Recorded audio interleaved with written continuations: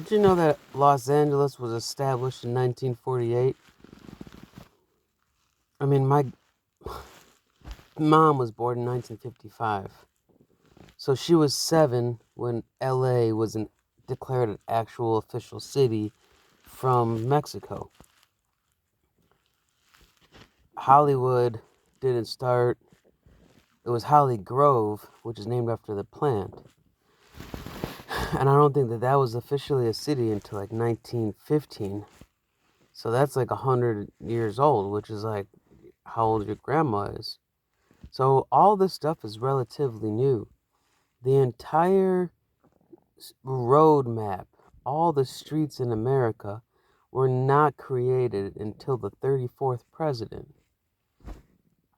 Isn't that fucking amazing, incredible to think about?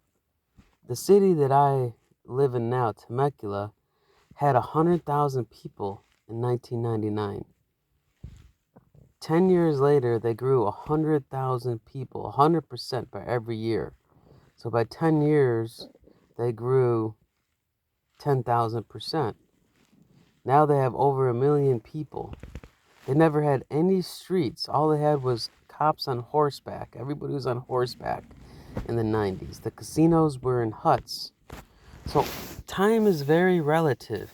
When Woody Allen says comedy is tragedy plus time, Woody Allen fucked his daughter, Mia Farrow. Dude, I even hung out with Morgan Freeman's daughter, who Morgan Freeman fucked.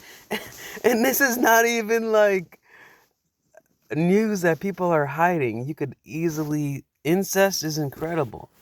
This is easily identifiable information on Yahoo. Morgan Freeman banged his granddaughter. Woody Allen banged his stepdaughter. It wasn't even, dude, that's the thing about incest. It runs so deep.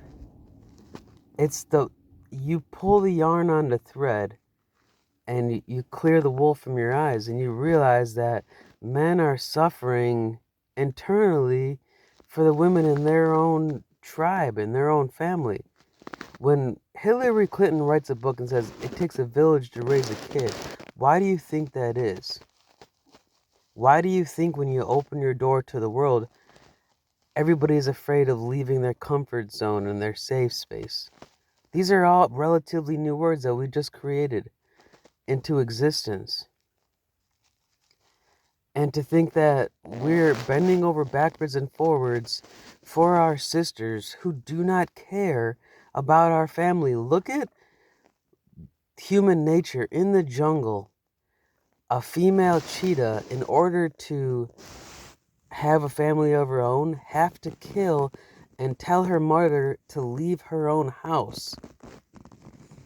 That's how the circle of life is in human nature.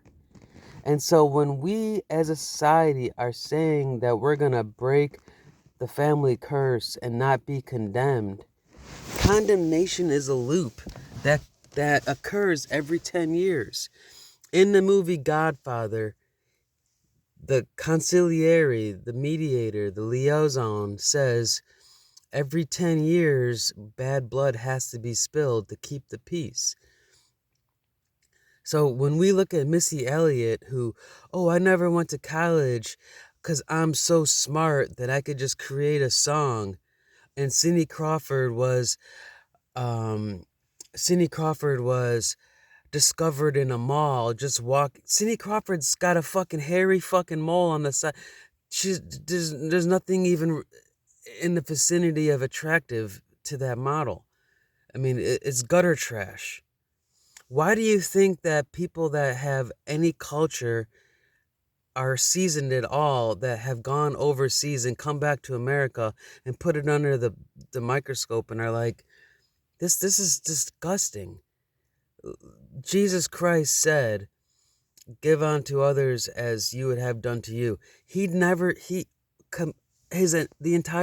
whole philosophy was against vanity and was against disingenuity, being disingenuous.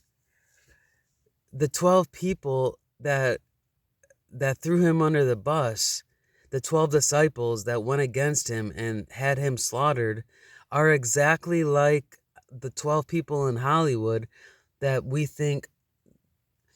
There's only 12 people in every fucking movie. It's the same motherfucking person. It's Nicole Kidman and his ex-husband, Tom Cruise, and nobody gives a flying fuck about Hugh Jackman, who's from Sydney and speaks with an Australian... Wolverine doesn't speak with an Australian accent.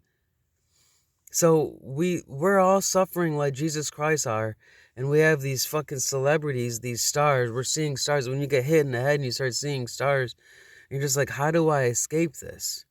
This vanity, this vainglory, these holograms, this idolatry. How many times in the Bible that says beware of false prophets? When your mother and father says Tom Cruise and Nicole Kidman don't give a shit about you, they're telling you the fucking truth, bro.